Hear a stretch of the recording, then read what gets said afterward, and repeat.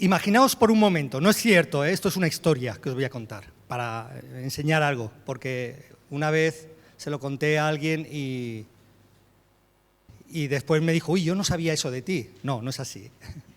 Bien, imaginaos por un momento, yo soy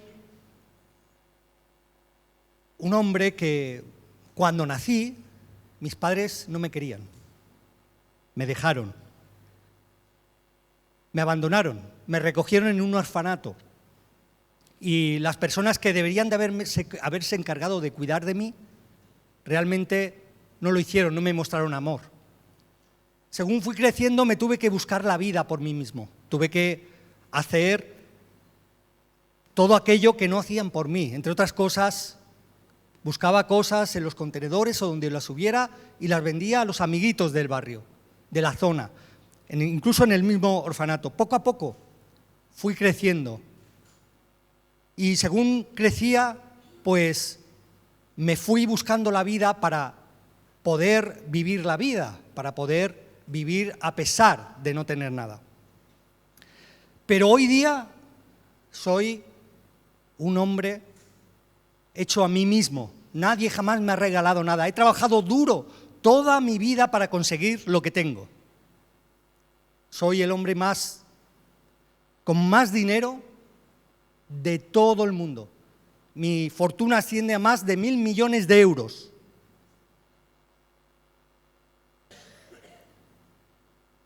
Dame un solo motivo para que yo te dé a ti ese dinero.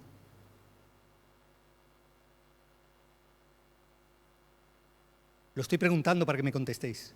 Dadme un motivo por el que yo te tengo que dar ese dinero. Yo quiero darlo, pero dadme un motivo, por favor. ¿Por qué tengo que tener yo amor por ti? ¿Por qué? No hay ninguna razón. ¿Alguien me puede dar otro motivo? No te lo tomes a mal, hermano, es para enfatizar el tema. Es para enfatizar la historia. ¿Perdón? Bueno, puede ser, pero no tengo por qué. Es mío.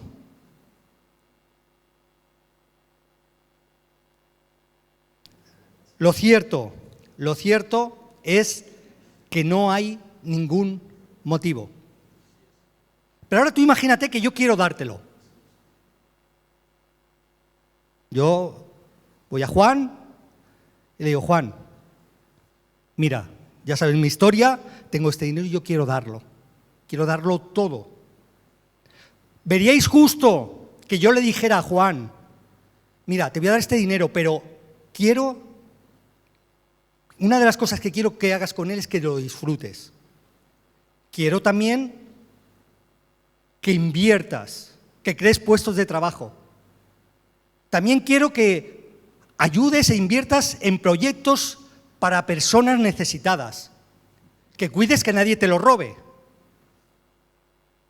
¿Creéis que eso sería justo? No, pero ¿entendéis lo que digo? O sea, ¿creéis que eso sería justo? Que yo le diera mi dinero a él, pero le pidiera solo esas condiciones. Son condiciones justas.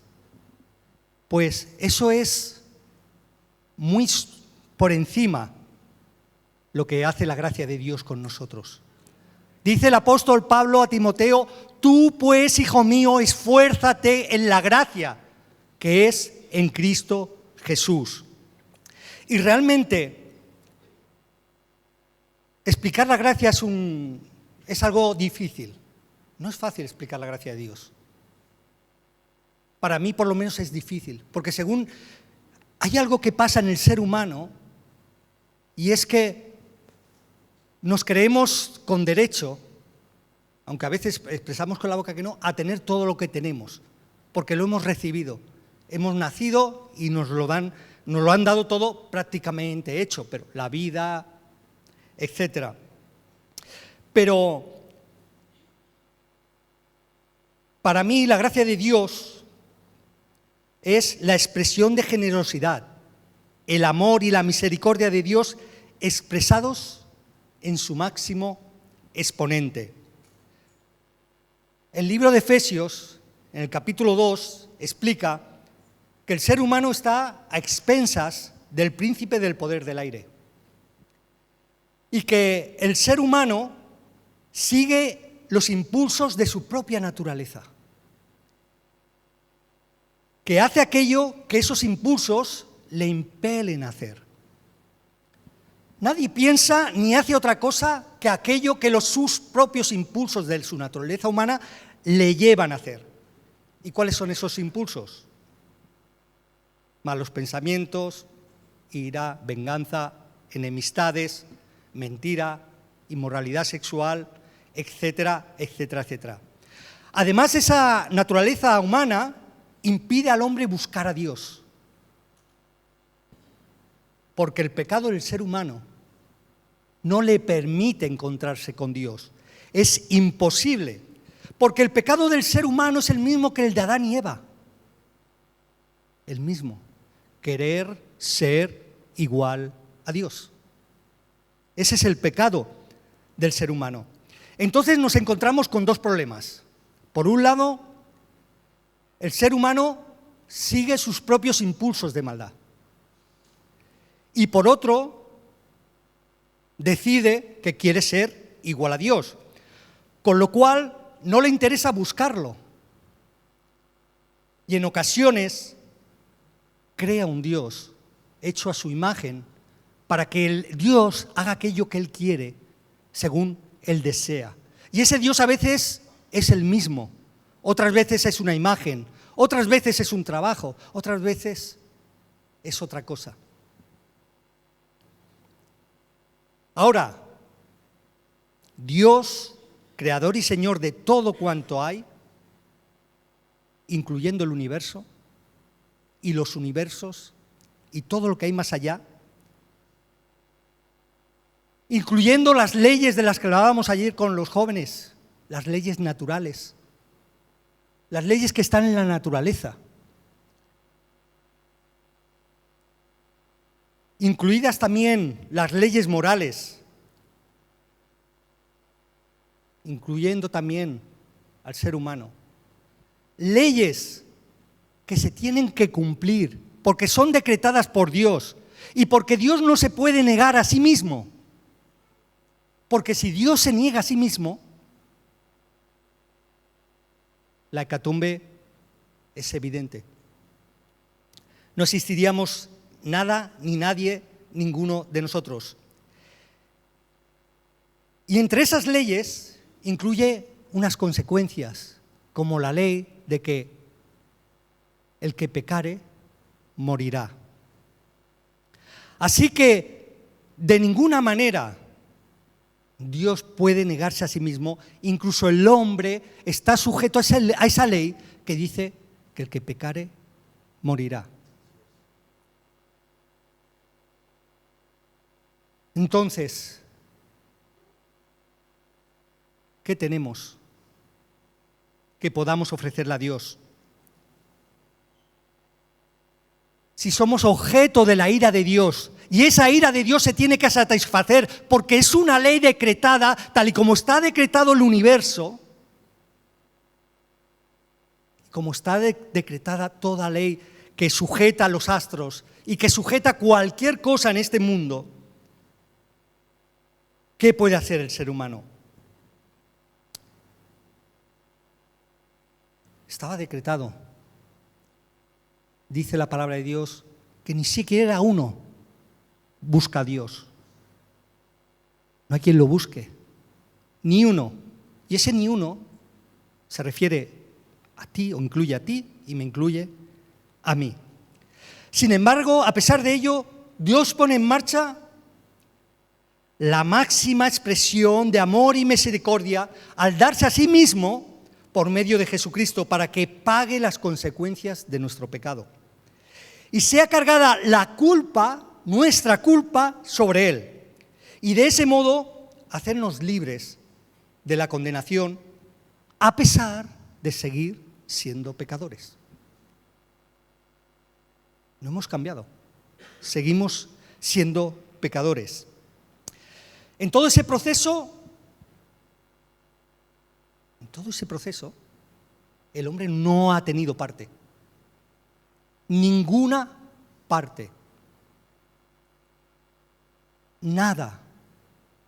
No hemos hecho absolutamente nada en todo ese proceso de salvación del ser humano. Ese proceso sale de Dios y toda la acción para ser salvo sale y procede de Dios. Hasta el punto de que incluso nuestra fe es un regalo de Dios.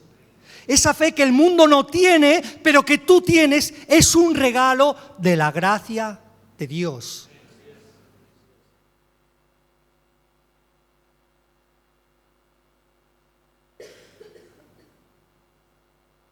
La gracia regenera al pecador para que se convierta en un santo. La salvación está a nuestra disposición por medio de la gracia de Dios. Y esa es la gracia, como he dicho antes, el amor y la misericordia de Dios en su máximo exponente al entregar a Jesucristo cuando aún éramos pecadores, objetos de su ira, y a pesar de ello nos amó y quitó nuestro pecado poniéndolo en la cruz, cargado sobre nuestro Señor Jesucristo. Por gracia somos salvos. No ha habido nada que tú merecieras, nada que tú pudieras hacer, nada que yo pudiera hacer para que hoy estemos aquí y hayamos podido alabar a nuestro Dios y sentir su presencia, una presencia que el mundo no puede sentir. Eso viene de Dios, es poder de Dios, es gracia de Dios, es amor de Dios por nosotros. Pero todavía hay más. Y es que esa gracia no solo nos limpió de pecado cuando nos convertimos a Dios, sino que esa misma gracia es la que limpia tu pecado hoy. La gracia de Dios es la que nos sostiene a pesar de seguir siendo pecadores. La gracia de Dios es la que nos ayuda a acercarnos a Dios cuando nos ve metidos en el pozo de la oscuridad. Cuando ya no tenemos capacidad para salir, su gracia nos empuja y nos atrae a Él.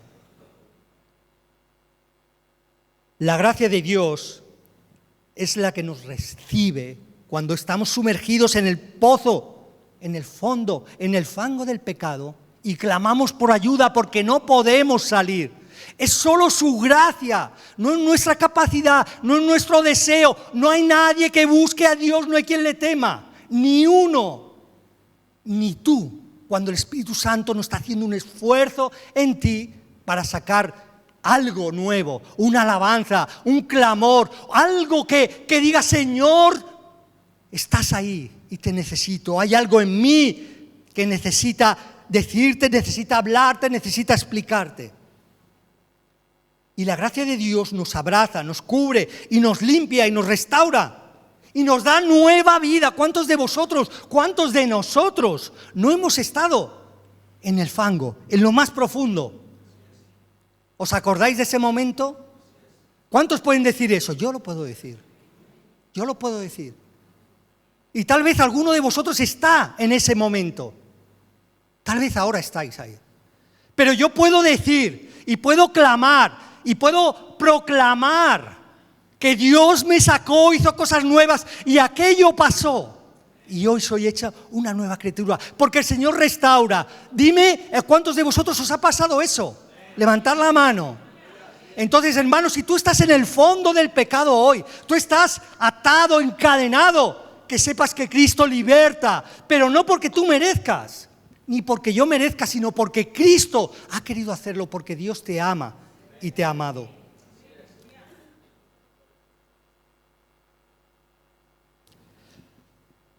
Como decía antes, fijémonos si no tenemos parte en todo este proceso, que no solo nos dio el don de la fe, sino que preparó hasta las obras que tenemos que hacer. ¿Os dais cuenta lo que es la gracia de Dios? ¡Wow! O sea, que yo voy por el mundo, me creo que he hecho una gran acción, y resulta que era algo que ya Dios había preparado. Esa es la gracia de Dios con nosotros. Es su gracia. Fijémonos en su gracia y en su amor, que Dios te ama a ti, el Señor te ama a ti con el mismo amor con el que amó a Jesús. ¿Entendemos eso? Mi mente estalla. Dios te amó a ti con el mismo amor con el que amó a Jesús. Hubo un antiguo teólogo que decía que el mayor dolor que se le puede causar al corazón de Dios es no creer que Él te ama. No es nuestro pecado. Yo muchas veces me lo he planteado eso. ¿Alguien puede dañar a Dios con el pecado? Sí que es cierto que la Biblia, sabemos que Dios odia el pecado, que es totalmente... ¿Pero alguno de nosotros tendrá capacidad para hacerle algo a Dios? ¿Alguno de nosotros tendrá capacidad para decirle al Señor lo que tiene que hacer o cómo tiene que hacerlo? Lo que al Señor más le duele es que no creamos que Él nos ama. Entonces, si yo no he tenido nada que hacer más que responder a su llamado, ¿por qué la Biblia enseña esfuérzate en mi gracia? Por lo que decía al principio. Porque es tan grande el regalo, tan magnífico, tan especial, lo que Dios ha hecho por nosotros, que nos pide, toma, es tuyo, es para ti, y quiero que lo disfrutes, quiero que disfrutes de mi presencia, quiero que disfrutes de todas las bendiciones espirituales que te doy, pero esfuérzate en administrarlas, esfuérzate en que todo sea conforme yo te enseño. Esfuérzate para que todo se haga conforme a mi pensamiento. Segunda de Pedro, capítulo 1 de 3 y 4 dice: Dios, por su poder, nos ha dado todas las cosas que pertenecen a la vida y a la piedad, mediante el conocimiento de aquel que nos llamó por su gloria y excelencia. Por medio de estas cosas nos ha dado preciosas y grandísimas promesas para que después de escapar de la condenación que hay en el mundo por causa de los malos deseos, esto ya me rompe, lleguemos a ser partícipes de la naturaleza divina. Dios ha puesto en nosotros naturaleza divina, en este cuerpo pecador, en este vaso de barro que no sirve para nada, que se resbala y se rompe. Pero dentro de ti y dentro de mí, Él ha puesto naturaleza divina. No lo digo yo, lo dice su palabra. Y su palabra es verdad. Dice que por el conocimiento de Cristo nos ha dado, es decir, por gracia, las cosas que pertenecen a la vida y a la piedad. Y nos ha dado preciosas y grandísimas promesas. Piedad, son palabras que ya no usamos casi. Las usamos, pero a veces perdemos el significado. Es el modo de vida que honra a Dios, que nace de un verdadero conocimiento de Él y de su gracia manifestada en Jesucristo. La raíz griega de esa palabra proviene de la idea de una energía que, dirigida por un santo asombro ante Dios, si no nos asombramos ante Dios, algo nos falta. Si no nos asombramos ante la presencia del Altísimo. Ayer tuvimos una charla con los jóvenes y uno de ellos hizo una pregunta muy interesante. Y hablábamos. Decía, ¿y quién ha creado a Dios?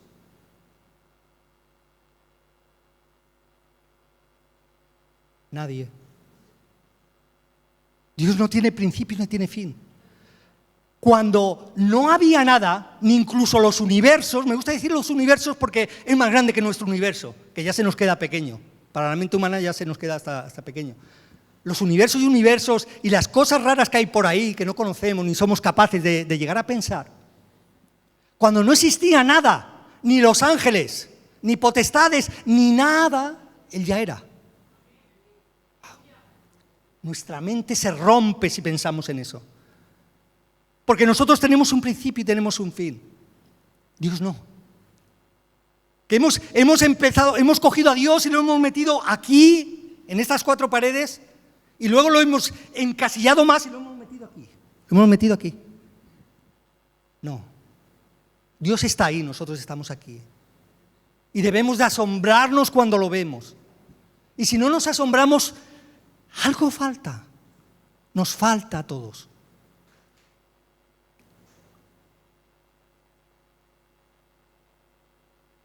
Y lo que está diciendo el texto, y para que no se nos olvide, es no solo que no tenemos mérito alguno en nuestra salvación, sino que además, por gracia, hemos recibido todo lo demás: gozo, paz, dones espirituales, ministerios.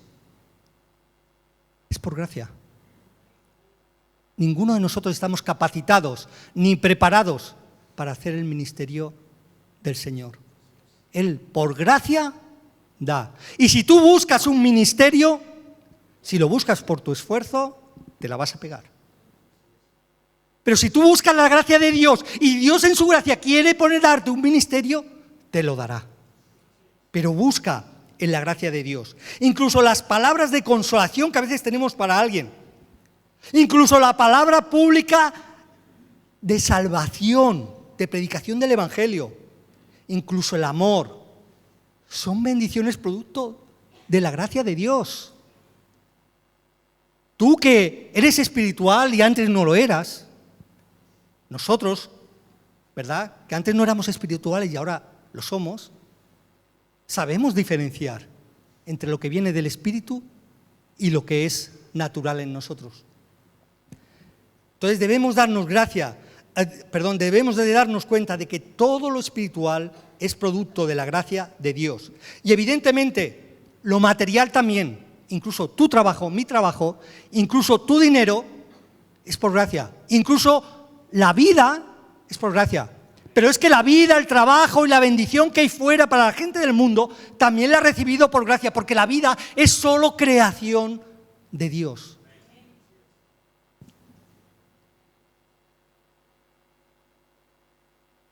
Sigue diciendo ese texto del apóstol Pedro: por esto mismo, por lo que acabamos de decir, esforzaos al máximo en añadir a vuestra fe virtud, a la virtud conocimiento, al conocimiento dominio propio, al dominio propio paciencia, a la paciencia piedad, a la piedad afecto fraternal. Anda, el afecto fraternal. Hay que esforzarse. Que yo me creía que venía solo. No, hay que esforzarse. Y al afecto fraternal, amor. ¡Wow! ¡Wow! Es una cadena.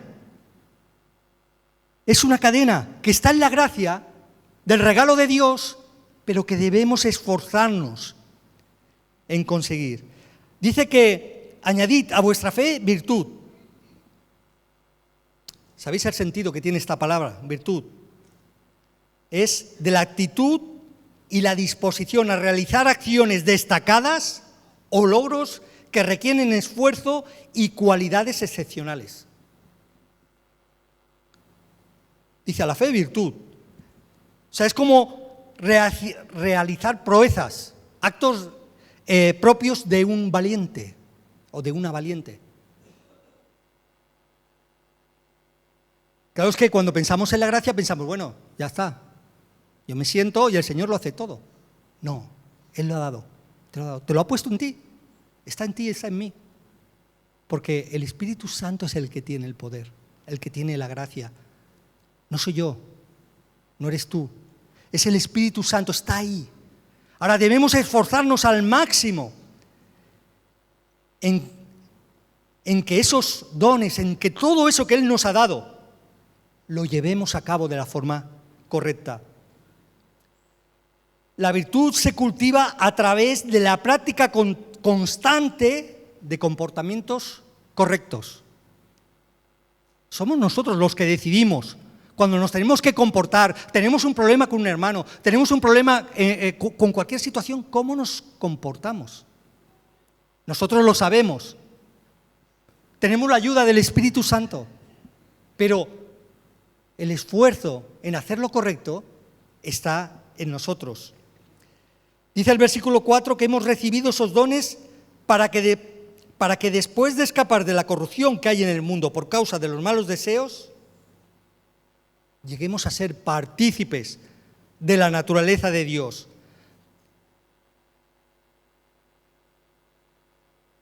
Por eso, porque al haber entrado en Cristo, hemos recibido toda su herencia. Es que es una herencia que tenemos.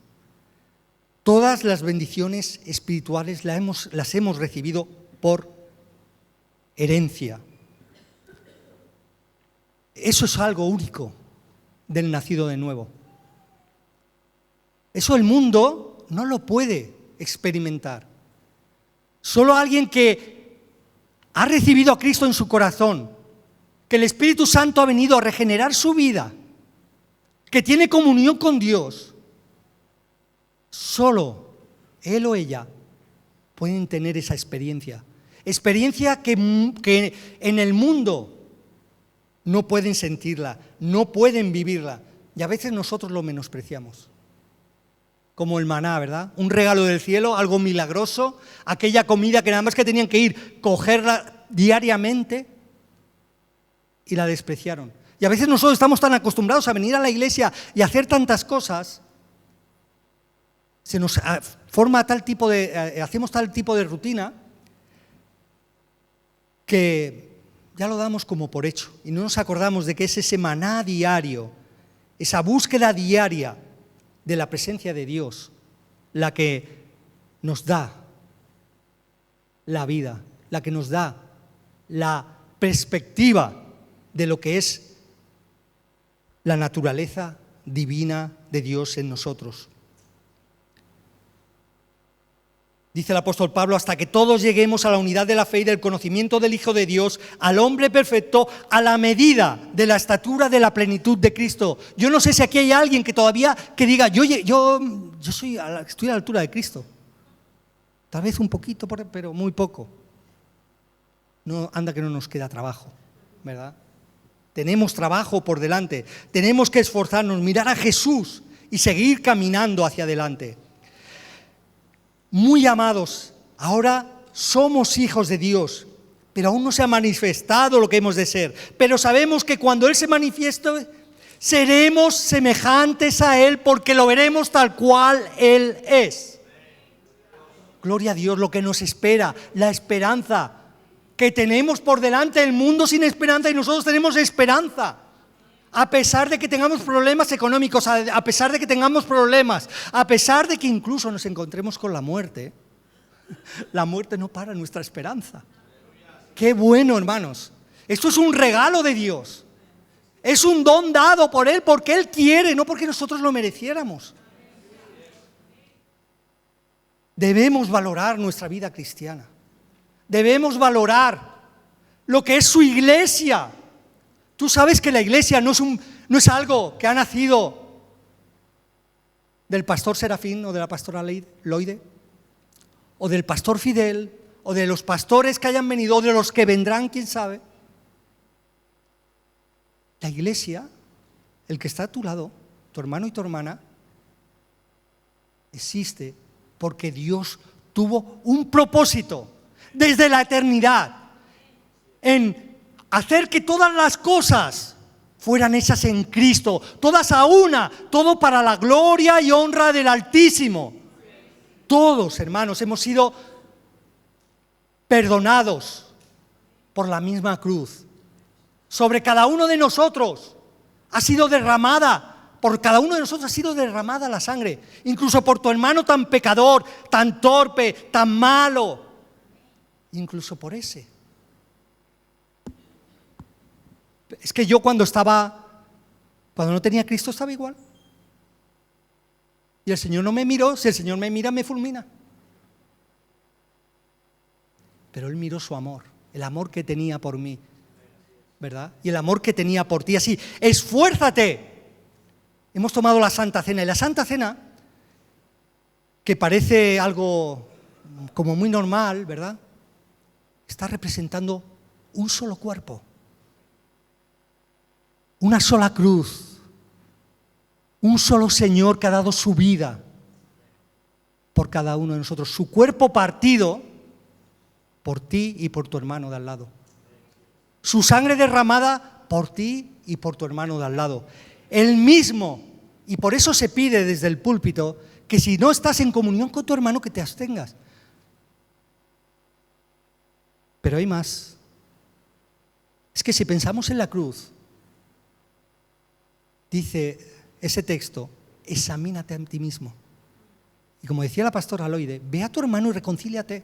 ¿Que te duele? Pues claro, porque el orgullo duele.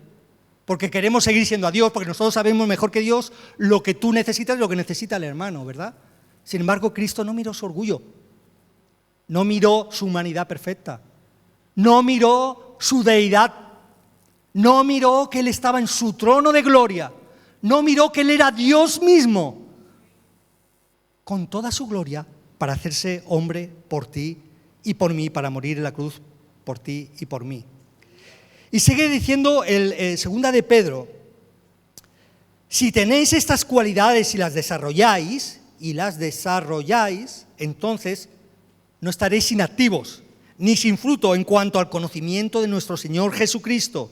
Pero el que no tiene estas cosas está ciego y camina a tientas, pues se ha olvidado que sus antiguos pecados le fueron perdonados.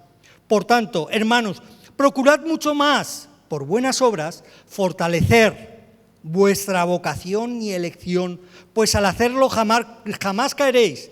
De esta manera os será otorgada amplia entrada en el reino eterno de nuestro Señor y Salvador Jesucristo. Wow. Señor, yo no tengo fruto, yo no sirvo para esto, yo no sirvo. Bueno, esfuérzate un poquito. ¿Tú sabes dónde está una fuente del agua? Si quieres beber agua, vas a la fuente. ¿Y si tú necesitas fortaleza? ¿Y si tú necesitas acercamiento a Dios? ¿Y si tú necesitas ayuda? ¿Y si tú necesitas dones para ministrar a otros, para predicar el Evangelio, para lo que haga falta? ¿Dónde vas? A la fuente de vida. Allí de donde nace el río de Dios. Allí de donde cualquiera que ha sido redimido por la sangre de Cristo puede beber cada día. La presencia de Dios, hermanos. Busquemos la presencia de Dios. No dejemos de buscar su presencia. Deja ministerios, deja servicio, deja posición, pero no dejes de ponerte a los pies de Cristo.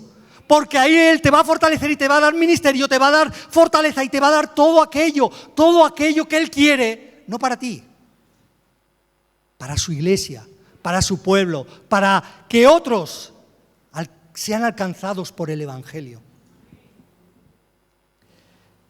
Ya estoy por el final.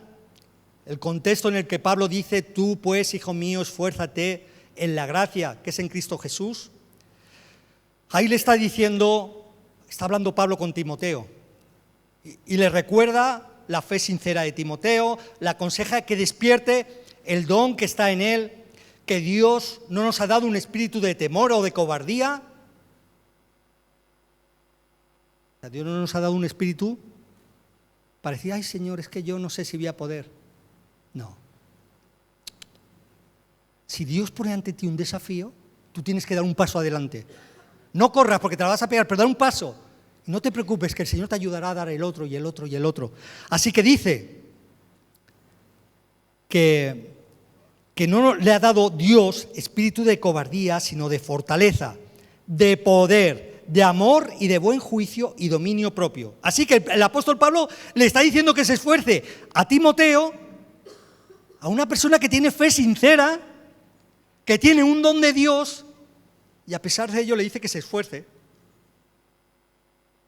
porque es necesario vivir activamente en la dependencia de la gracia de Dios, no en la tuya, no en tus conocimientos, no en tu poderío, en tu vestimenta, en tu guapura, en tu lo que sea.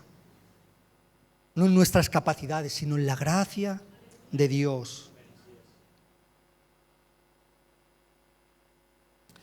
¿En qué nos hemos de esforzar?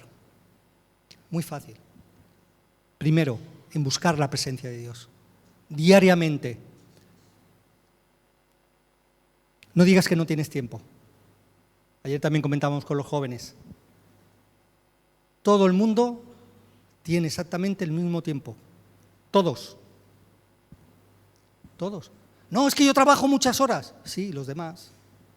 No, es que yo tengo niños. Sí, y los demás también tienen niños.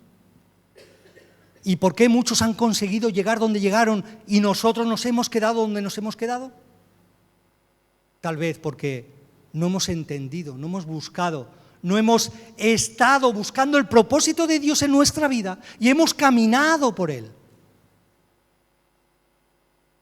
Se trata de administrar el tiempo y no se trata del tiempo que tenemos, porque muchas veces lo malgastamos en mil cosas. La televisión nos quita mucho tiempo, a los más jóvenes el teléfono móvil ya los tiene enganchados, etcétera, etcétera, etcétera. Así que esforcémonos en buscar ese tiempo especial, porque el dueño del tiempo es el Señor. Esforcémonos en amar al hermano, en ver dónde está la raíz del problema, en hablarlo y buscar soluciones, porque Cristo te perdonó a ti y quiere que tú perdones a tu hermano. A que soportemos los sufrimientos como Cristo los soportó por nosotros. Que no nos enredemos en negocios de la vida, y eso no quiere decir que tengamos que dejar de trabajar, cuidado. Cada uno a lo que Dios le manda. Pero que no nos enredemos sin tener presente que lo primero es el Señor. Que hagamos todo de forma correcta, que tengamos especial cuidado en ser aprobados por Dios, que huyamos de las pasiones juveniles, que seamos sufridos, etcétera, etcétera, etcétera. Así que, hermanos,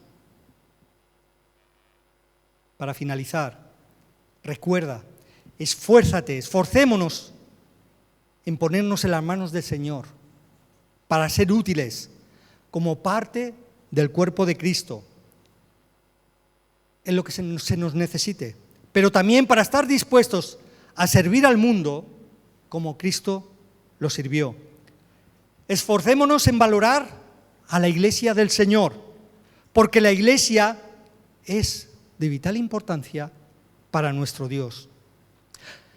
Porque la Iglesia nació de un propósito eterno de Dios y no es una obra humana.